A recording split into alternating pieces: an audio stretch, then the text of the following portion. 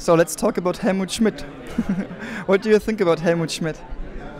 I think he's one of the world's top 3 geopolitical analysts anywhere. One of the very, very best. I met him the first time in 1990, roughly, and he impressed me very, very much at that time. And that's after he served as the chancellor. And in what way? Can you? I put it this way.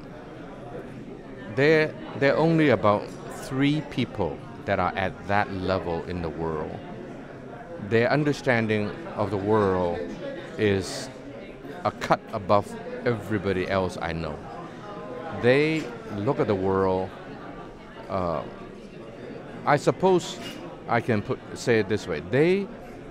Their understanding of human nature is superior.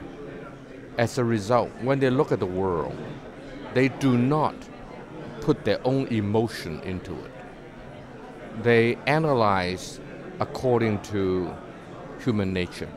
And you were talking about 3 guys, 3 gentlemen, and one is Helmut Schmidt. Who are the others? One is Mr. Henry Kissinger, Dr. Henry Kissinger, and the third one is Mr. Lee Kuan Yew of Singapore. They all are good friends. They do respect each other very much. That I know because I'm friends with all 3 of them, and listening to them talk, they oftentimes obviously refer to each other.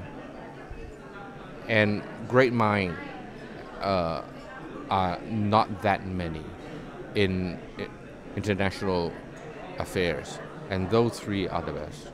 But what do you think about our populations, the European population and the Asian or the Chinese population? What kind of exchange could be there? What do we need to do? I think the exchange is ridiculously insufficient. Now there's a lot of American students in China. Many of them are speaking Chinese. I don't see too many European students doing the same thing. You don't see many? Not as many as Americans. Do you understand why it is like that? I suppose, judging from the young people that were in the meeting today, obviously Asia is far away from them, not just geographically, but in terms of their awareness. And the knowledge of Asia is very limited. Asian, whenever they have the money, they travel to America, to Europe. I suppose you have many things, very attractive things. But not that many Europeans travel, let alone to study or to work in my part of the world. Headquarters of Europe increasingly is not Brussels, but Berlin. It's just a matter of fact. No one can change that. So Germany has to bear a lot of responsibility. I don't just mean financial, but a lot of decision making. And so that has a side effect potentially of making the next generation German, and indeed the other countries as well, from really becoming interested in Asia and becoming experts of Asia. Britain, because of being a colonial power, shameful history, but it's historic fact, they have a tradition of knowing Africa, knowing the Middle East, knowing East Asia because of the past.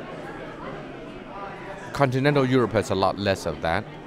The good thing is they didn't colonize as much as the Brits, but neither do they have as much history and background for them to understand Asia. So I hope that continental Europe will correct that.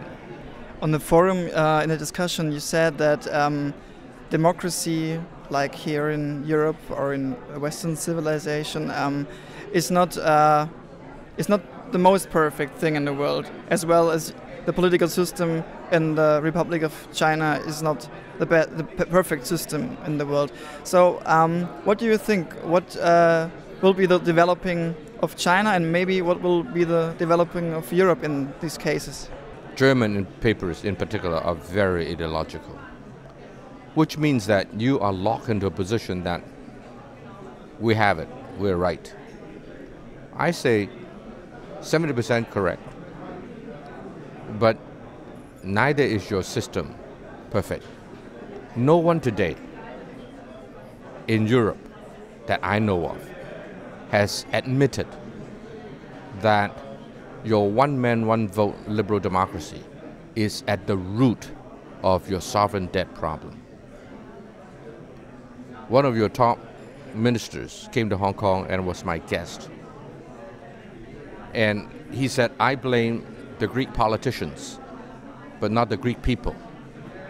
So I challenged him in front of a couple hundred people. I said, wait a second, I thought Greece is a democratic country and the politicians are elected by the people. How can you blame the people and not the people who elected them? And so I think Europe is still in denial, chosen to be blinded to facts. Anybody who questions your liberal democracy right away will be condemned, such as I'm being condemned. I don't say that Western liberal democracy is no good. We all know what Churchill said. You don't need to repeat that. But neither are you perfect. If China doesn't change, they're fried, they're finished.